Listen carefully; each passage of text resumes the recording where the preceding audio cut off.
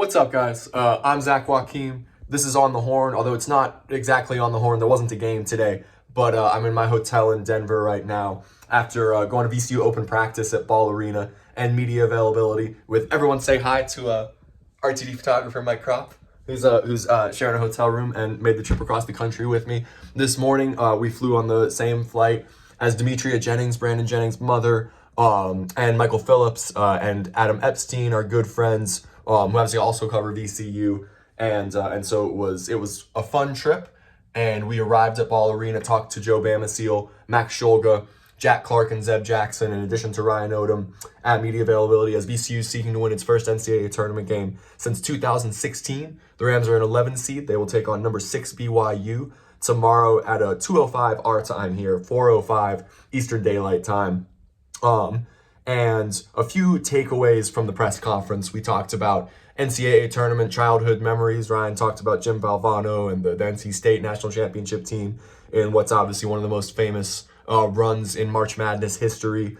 And Jack Clark talked about watching all the big upsets over the years, how it kind of gives this VCU team confidence that Ryan Odom has made headlines at the NCAA tournament before when he was the coach at UMBC. And the Retrievers were a 16 seed, became the first 16 seed to ever take down number 1 seed UVA. We'll get to the Cavaliers in a second because they're involved here with Odom as well. But VCU players talked about the matchup with BYU. Max Shulga has some familiarity with the Cougars dating to his time at Utah State, but he said it's a very different Utah State team, right? Under first-year coach Kevin Young, they look a lot different than they did a couple years ago when Shulga and Odom's Utah State team saw them. So they're treating it as an entirely new team. Zeb Jackson talked a little bit about the adjustment to the altitude, which has been a big part of the conversation surrounding this game. Obviously an advantage for BYU, which is very used to playing at altitude, and they get to go on what's a much shorter trip for them from Provo, Utah, over to Denver. Rams have played at altitude a couple times this season against Colorado State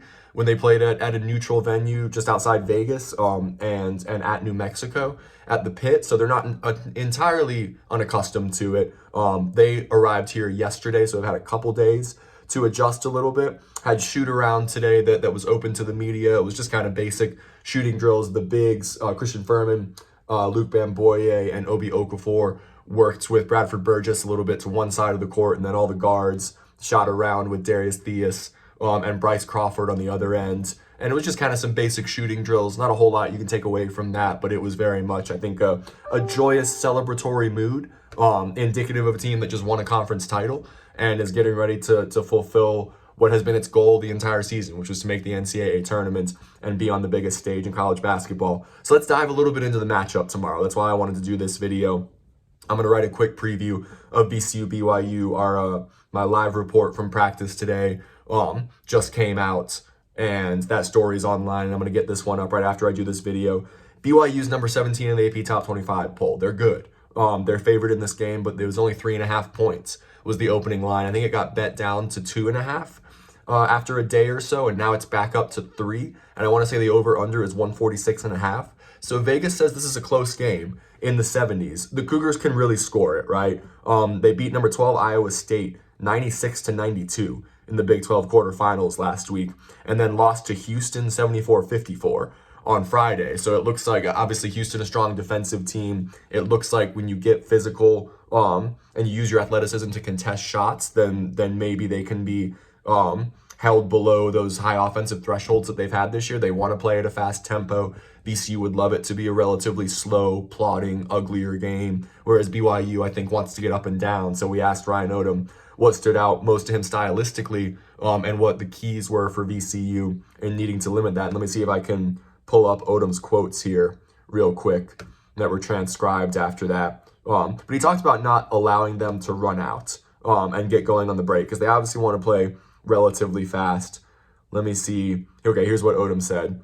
My immediate reaction was, wow, obviously spent 2 great years in Utah. We played one another once down at their place in a tough game. Talking about when he saw on the screen on Sunday during the selection show that VCU had drawn BYU. Odom continued, I had caught BYU several times over the course of the season in the Big 12 and was just really impressed with how they play. Obviously diving into it and getting ready for the game in preparation even further cemented my feelings about how they play. They're a really balanced team. I think it's going to be a fun matchup. And then I asked about BYU's offense specifically and what impressed him the most about them. VCU has the number one effective field goal percentage defense in the country, though. So the Rams contest shots at a really high level, and it'll be a matchup of strength against strength, and one of the nation's best offenses going up against one of its best defenses. Odom said they're really impressive. You see it right when they block out and get the rebound. They're very tall, they're very skilled, they attack you quickly in transition. They can put you on your heels, and they can rattle off a ton of points very quickly. So our shot selection is going to be very important on offense to try and limit their ability to get out. That'll be key tomorrow. VCU, you don't want to take bad shots and give BYU the opportunity to get a defensive rebound and then run, right? Certainly our ball security needs to be tight because they'll turn those into easy baskets just like we do. So limiting the turnovers is huge. I think the turnover disparity in this game is going to be one of the most important statistics because VCU, I think, is in the 30s nationally in turnover percentage. BYU in the low 200s offensively. So they can turn the ball over sometimes. This obviously isn't Havoc and a VCU team that's going to pick up and press full court a lot, but they still love to create turnovers and turn defense into offense.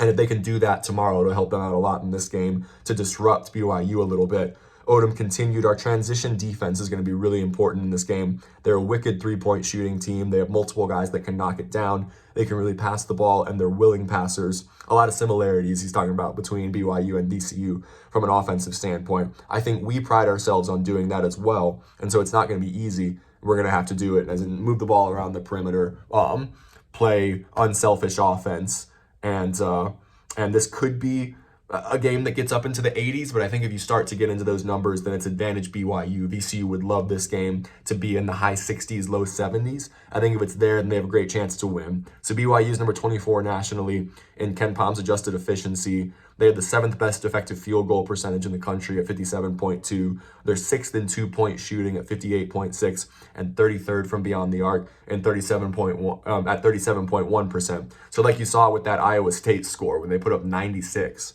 on the number 12th ranked team in the country, when they get going offensively, it's tough to keep up with them. They're number 11 overall in offensive efficiency. But VCU, on the flip side, they're number 30 overall in adjusted efficiency. So there's only a 6-spot gap between these teams. The metrics tell you that this is a closer competitive balance than the seed line tells you, right? So I think, and a lot of people have whoever wins this game beating Wisconsin. Wisconsin and Montana is the 3-14 on the same corner of the bracket. The winner of Wisconsin-Montana will meet the winner of BYU-VCU on Saturday at Ball Arena. For one reason or the other, people aren't high on Wisconsin, and whether you have BYU or VCU advancing out of this matchup, a lot of people have that team going to the Sweet 16 and advancing past the Badgers. VCU's 23rd in adjusted defense nationally.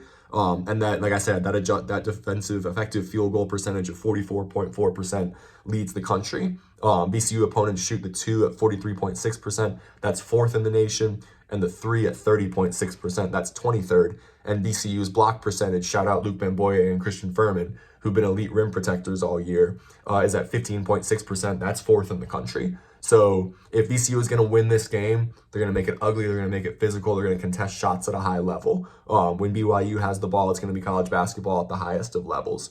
But neither team is a slouch on the other side of the ball either. VCU's 41st in offensive efficiency, BYU 68th in defensive efficiency. So it's two balanced teams, but certainly BYU's high-powered offense, VCU's defense, I think is the main story going into this one. Looking at their metrics, there's two things that stood out to me that could be looked at as weaknesses for the Cougars.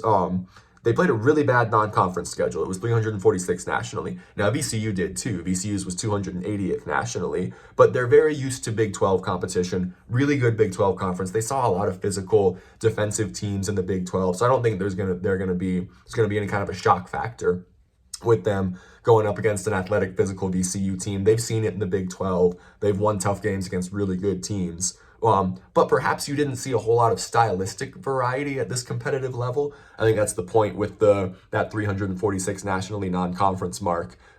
You'd like to see, ideally, some good teams from other conferences that play a variety of styles to prepare you for the NCAA tournament, right? And I think BYU didn't really do that in its non-conference schedule. That said, VCU didn't really do that either at a high level. I think most importantly, as I mentioned, they can turn the ball over. They're 207th in offensive turnover percentage at 17.6. And they're 241st in free throw percentage at 70.5. VCU defensively 31st in turnover percentage at 20.6, and they play a physical brand of defense, and the fouls can pile up sometimes. So to me, the path to victory is clear here. You got to try and out-tough them. You got to try and get under their skin, make them earn it at the line, apply defensive pressure, use your depth, maybe cause a little havoc, some would say.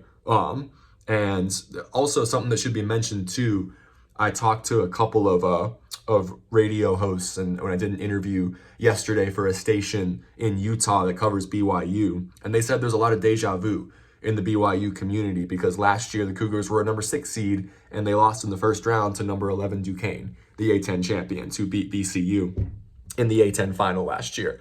So perhaps the college basketball gods are poetic and have a sense of irony here with making the matchup look so similar, with BYU as 6 meeting the A10 champion, a number 11 seed, again in the first round. One other thing I wanted to touch on that doesn't have anything to do with the game, but was the head coaching question asked of Ryan Odom today. Obviously, there's reports swirling linking him to UVA and Villanova, as I think everyone expected, knowing how Odom operates.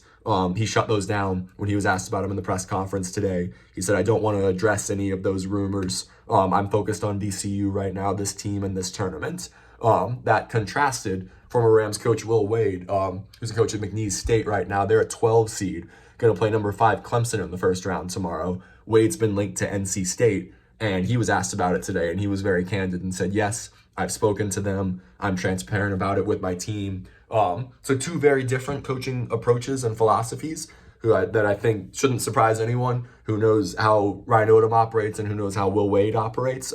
They're very different people, have very different personas, and so a fascinating contrast between the 2 former VCU coaches and how they handle the coaching rumors of what might be their next stops. All of the smoke is that Odom to UVA is very much in the works. Some people have said it's done.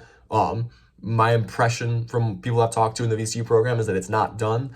But also talking to Greg Medea, reporter at the Daily Progress over there, and Jerry Ratcliffe had a report last week about it.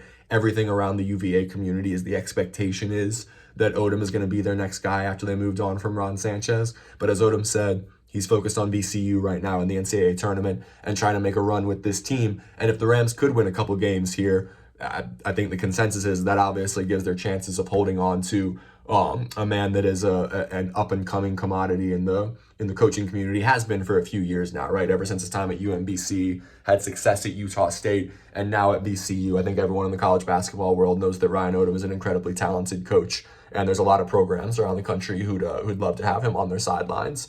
So that's your preview for VCU-BYU tomorrow, and your report from Rams Open Practice today. Thank you all so much for following along. I'm Zach Joachim. This is Mike Kropp. And we'll have photos and stories and everything that we can put out there from VCU's game against BYU tomorrow in Denver. We'll see you then, guys.